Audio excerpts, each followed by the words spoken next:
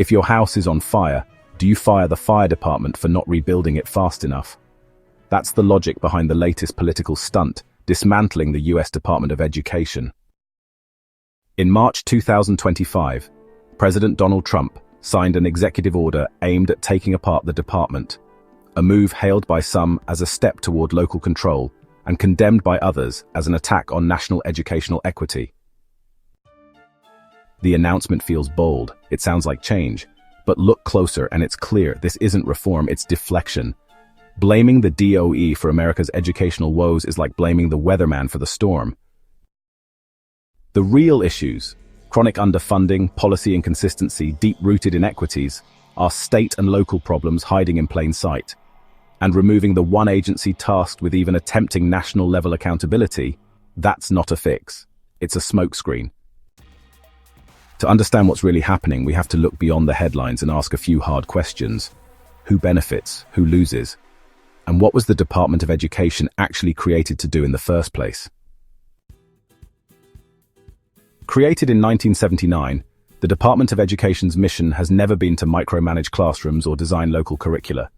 Its real function is coordination, enforcing federal civil rights laws, distributing funds to ensure more equitable access to education, and ensuring minimum national standards, particularly in areas where state and local governments have historically fallen short.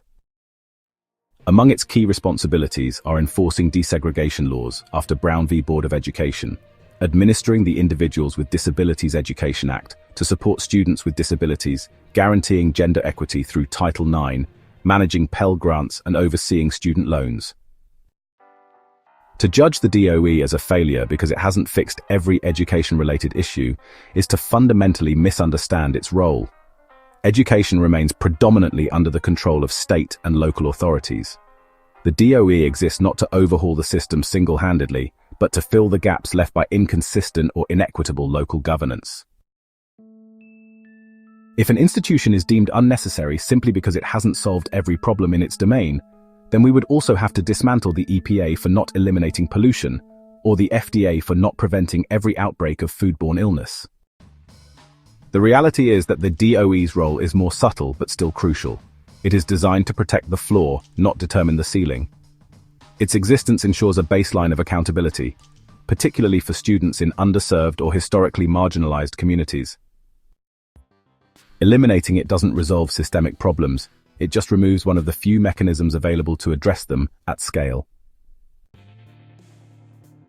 One of the most common arguments for eliminating the Department of Education is that education should be entirely handled at the state or local level. But recent history offers sobering reminders of what happens when that approach is left unchecked. Funding disparities tied to property taxes mean wealthy districts thrive while poor ones wither. States that slash education budgets often face teacher shortages, overcrowded classrooms, and declining outcomes. Political battles at local school boards over banned books, curriculum content, and equity programs can compromise students' learning in favor of ideology. The federal DOE, though imperfect, offers a stabilizing influence. It ensures that students in Mississippi or Arizona have access to some of the same rights and opportunities as those in Massachusetts or California. Trump's executive order to begin dismantling the DOE is not a new idea. Calls to eliminate the department go back decades and have long been part of conservative platforms, particularly among those who view federal involvement as overreach.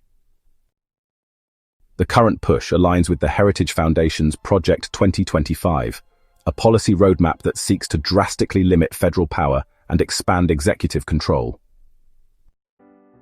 While it offers ideological consistency for small government advocates, the proposal is far more symbolic than substantive. Even with the executive order signed, abolishing the department would require an act of Congress, making this move largely a political gesture. It shifts the conversation but not the conditions in America's classrooms. The impact of dismantling the DOE would not be evenly distributed. Wealthier districts will do just fine. They have access to robust local tax revenue and political influence. Poorer districts stand to lose the most.